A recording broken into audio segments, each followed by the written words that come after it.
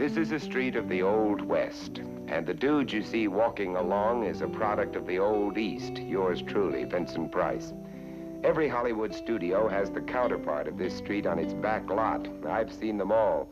True, this street may differ slightly from the others in arrangement, but the basic elements remain the same. Look, I'll show you. There is the hotel where the stagecoach usually stops, and a few doors beyond is the bank. Down on the corner, you see the livery stable, and over on this side, you find the sheriff's office. And if you walk a little further along the boarded sidewalk, you come to the inevitable saloon with its swinging doors. It all seems to be quiet and peaceful, doesn't it? And yet this short street has been the vortex of more violence than any piece of real estate its size in the world. It is seen fighting from the rooftops, robberies in the bank, shootings in the saloon, finally climaxed by two men walking slowly towards each other in the stark emptiness of this dusty battleground. There is a long, silent moment of suspense. Suddenly they both go for their guns and one falls slowly to the ground. Yes, this street is the home office of Hollywood's most stable product, the Western.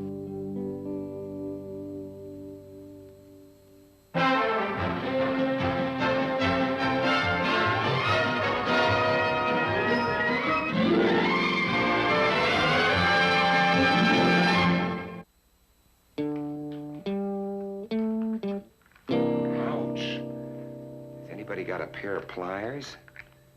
Well, I was just trying to get into the Western spirit. And don't laugh at these woolly chaparajos, or chaps as they were known in early Western Americana.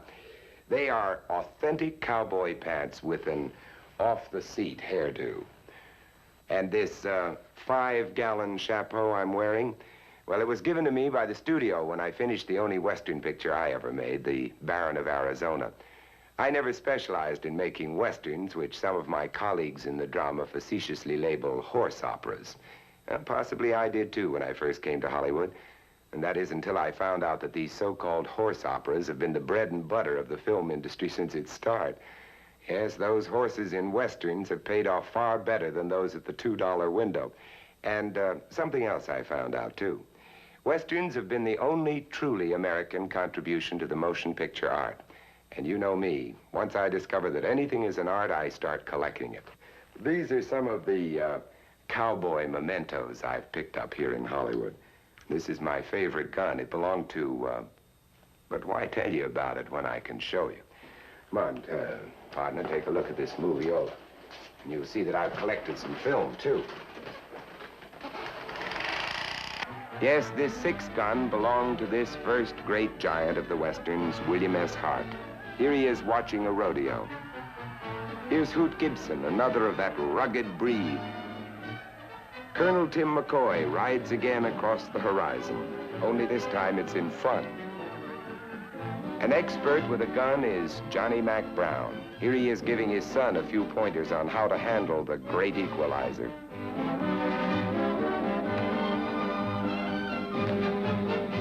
Buck Jones. He not only had a way with blazing 6 guns, but also with training horses.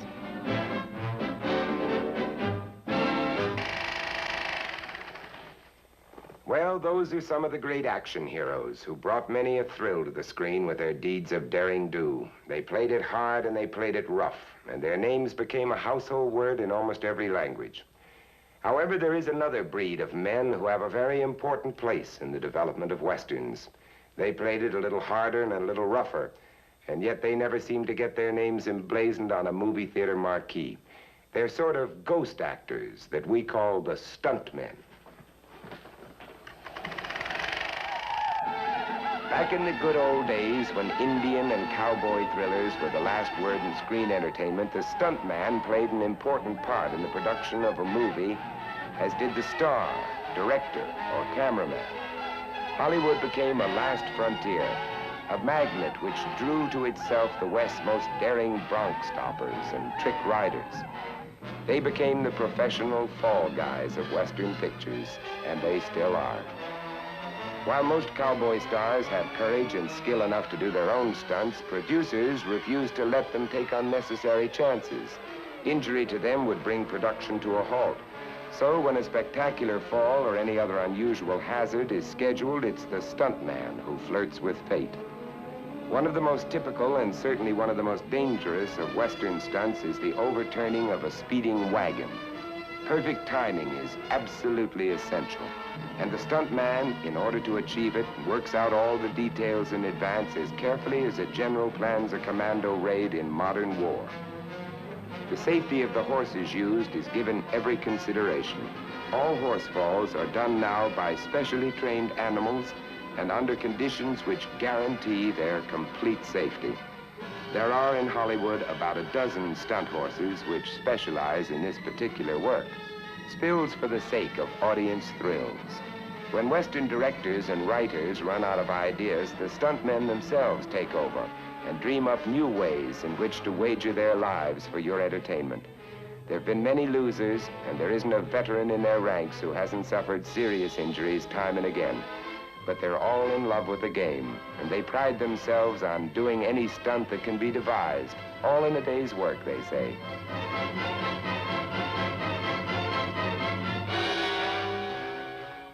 But what a day's work.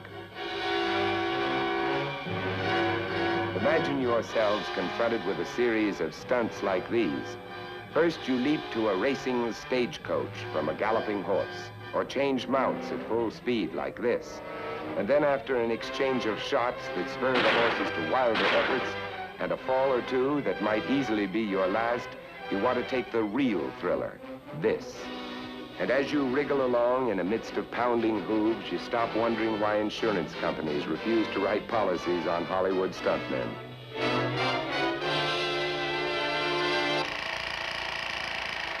Wow, what action. Makes me feel like I could use a rub-down with some horse liniment. You know, as I said, none of these guys got their names on theater marquees as stuntmen, but quite a few of the great Western stars got their early training by doing their own stunts. And one of the greatest and most beloved was this man, Tom Mix.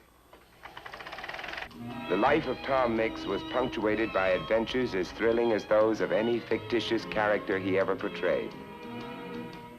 And as a Texas Ranger, was twice wounded in gunfights with bandits and rustlers. In 1909, Mix made his debut in the entertainment world with a famous Wild West show of the Miller Brothers' 101 Ranch. And between seasons accepted a contract offered by Colonel Seelig, the pioneer motion picture producer, to star in a series of Western pictures, a contract which he soon threw overboard in order to join Madero's rebels in the Mexican Revolution of 1910. That adventure proved to be as unprofitable as the election wager you see Tom Kennedy collecting in this scene.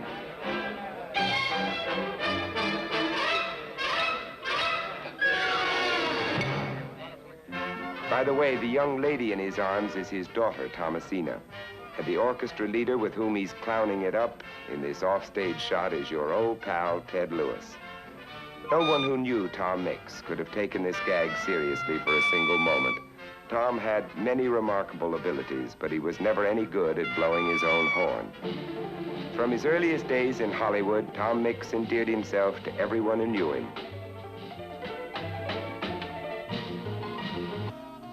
Today, his footprints with those of Tony occupy a place of honor in the famous forecourt of Grauman's Chinese Theater. To the tourist who visits Hollywood, they bring back memories of a favorite entertainer, and to Hollywood, they bring back memories of a well-loved friend.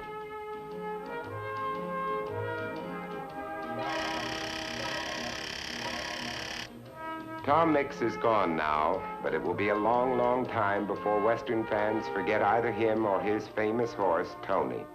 Together they made screen history. Gone too is Charles Buck Jones, champion trick rider and one of the best loved of all the screen's cowboy stars. When Buck had a day away from the cameras, he usually improved it by schooling his horse. Hollywood's Western stars were quick to appreciate the fact that almost all Americans are born horse fanciers. Love me, love my horse has always been one of the chief articles in their professional philosophy. And honest now, how could anyone help loving this four-footed co-star of the Buck Jones pictures? His name was Silver. No Barrymore has ever tackled an acting career with more enthusiasm, and few human actors display keener understanding than he put into his performances. Buck Jones was mighty proud of him, and small wonder. Western Pictures suffered a heavy loss when these two pals played their last scene together. Here, out for a postman's holiday astride two of their own blue-blooded saddle horses are Bill Hopalong Cassidy Boyd and his wife, Mrs. Boyd. Mrs. Boyd was known to movie fans as Grace Bradley. Chow time, and Russell Hayden is prompt to answer the call. So's Andy Clyde, who makes laugh-getting Western style his specialty. Whenever Hollywood's cowboy clan gathers, formalities give way to good fellowship. Temperament is almost unheard of on Western sets. Go on, Andy, eat that onion. Western comics never play love scenes anyway. Will Rogers, a truly great American of the West, who never met a man he didn't like. Will Rogers was an enthusiastic polo addict, and his cowboy variation of his favorite sport tickled his sense of humor. Most of the riders who take to the field for this game get tickled, too, with a lusty swat from an opponent's broom. Who's this hard-bitten buzzard with the two shooting irons? Alan Mowbray. I say, old chappie, aren't you a bit off your proper range and that sort of rot? You're no cowboy. No Hollywood rodeo would be complete without one of Filmland's finest horsemen, Leo Carrillo. His ancestors owned a Hollywood principality as large as many old world kingdoms. Monty Montana, champion trick rider and roper, is one of the many screen cowboys who came to Hollywood from the rodeo circuit. It's always a big noose event when Monty's on hand to do the roping.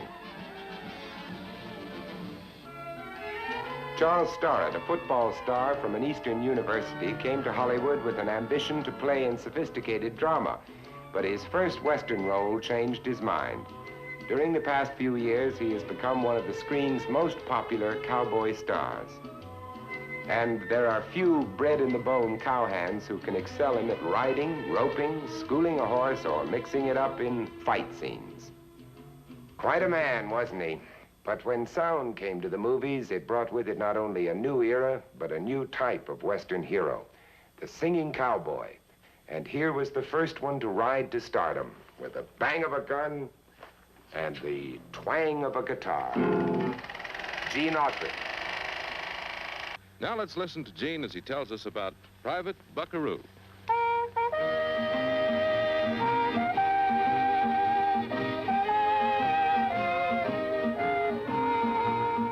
Private Buckaroo,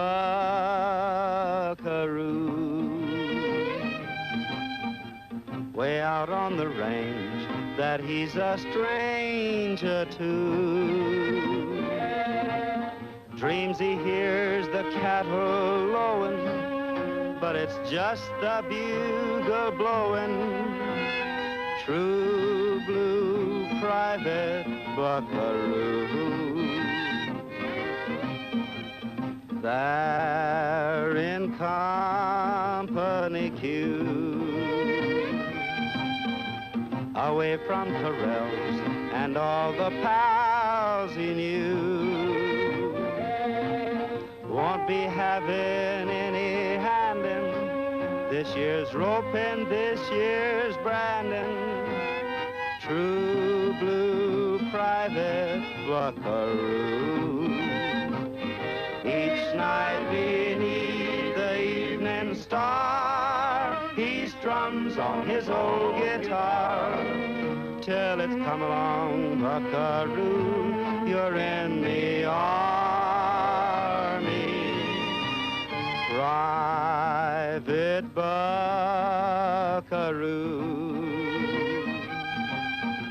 That yippee-eye lad, he may sound sad and blue, but there's nothing he's afraid of. Got the stuff a cowboy's made of. True blue Private Buckaroo. So good night. Your dreams will come true. They always do. Private buckaroo.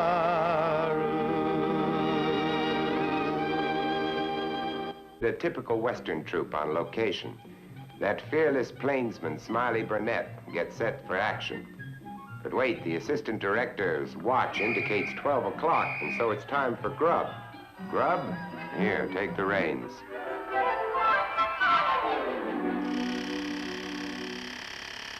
This is not a serious matter. It's just a birthday party getting well underway at the ranch of that dashing cowboy hero, Smiley Burnett. The kind of party at which anything serious would be definitely out of order. At the moment, Smiley's guests are competing in a rowing regatta while their host, stopwatch in hand, times their efforts. Silly? Well, maybe, but you'll admit that it's good, clean fun. Here's another boatload of contestants. These stalwart oarsmen are so sure of winning that they invited a rooster to come along and help them crow about their triumph. But wait, what's this? Alas for chivalry and fair play, old-fashioned virtues in this machine age. What chance of mere muscles against an egg beater and a tow rope? And now, without further faux-fras, as we Westerners say, let me introduce our host, Smiley Burnett, that hard-riding, straight-shooting terror of all screen badmen, as he awards to the happy winners the spoils of victory, and with stern, impartial justice bestows upon one of the vanquished a suitable badge of shame.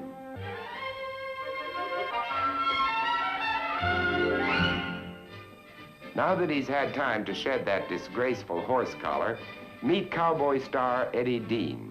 And how do you like his little playmate? Sweet, isn't he? Yeah, sweet is the proper word, for the little actor in the fur coat is a honey bear. Curly Turford's feline friend, a professional screen actress of considerable note, seems to be suffering from an attack of artistic temperament. Speaking of screen stars, here's Jim the Raven. Jim has a crush on Jeff Donnell, which proves he's a smart bird. Gloria Henry's diminutive pet is noticeably shy, but can you blame him?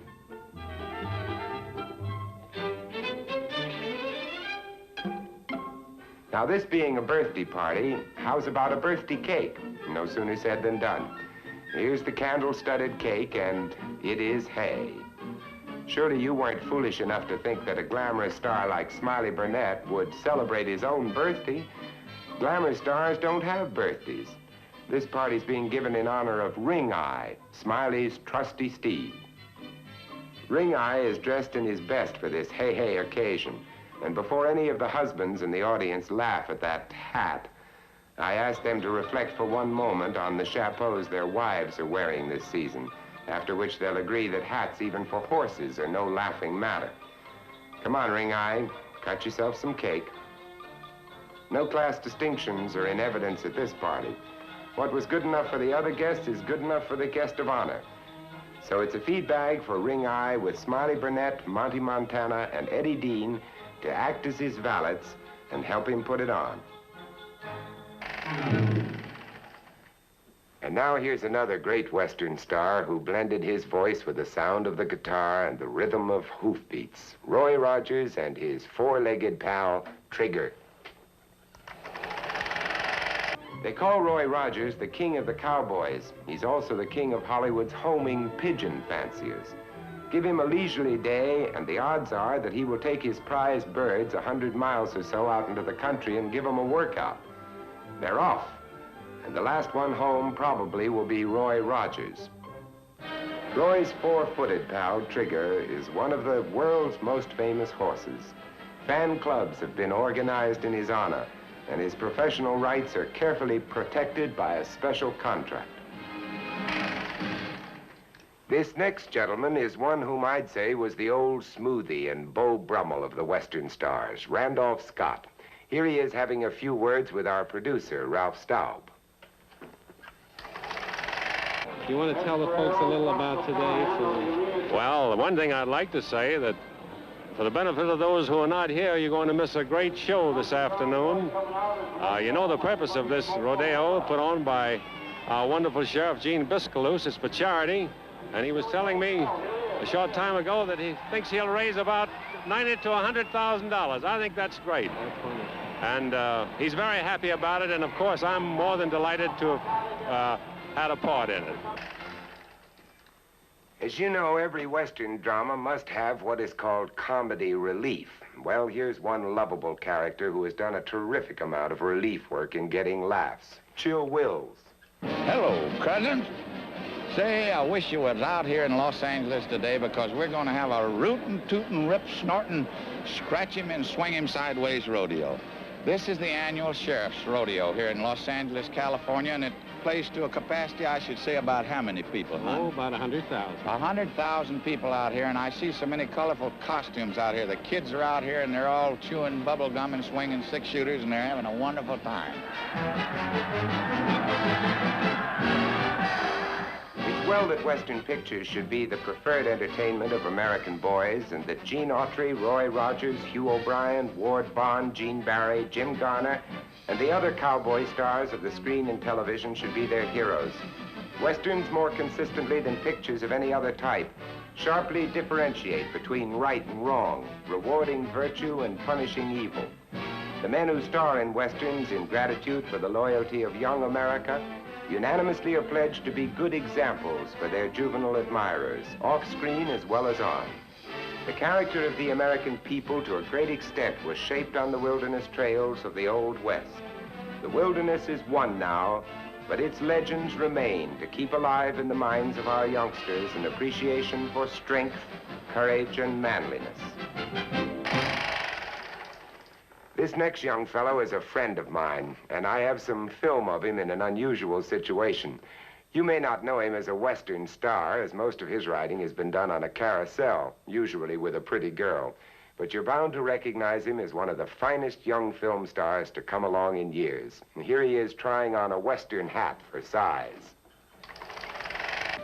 No, that sort of looks like a, I don't know what. Here, wait a minute.